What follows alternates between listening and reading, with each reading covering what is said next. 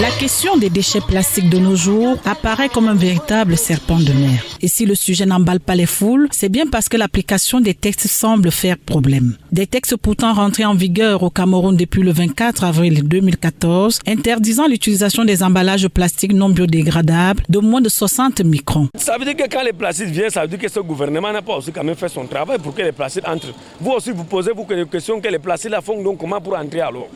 Posez-vous d'abord la première question. Ces plastiques font comment pour entrer à ce que ça arrive dans les boutiques, on sert aux gens, dans les restaurants. Pourquoi c'est là?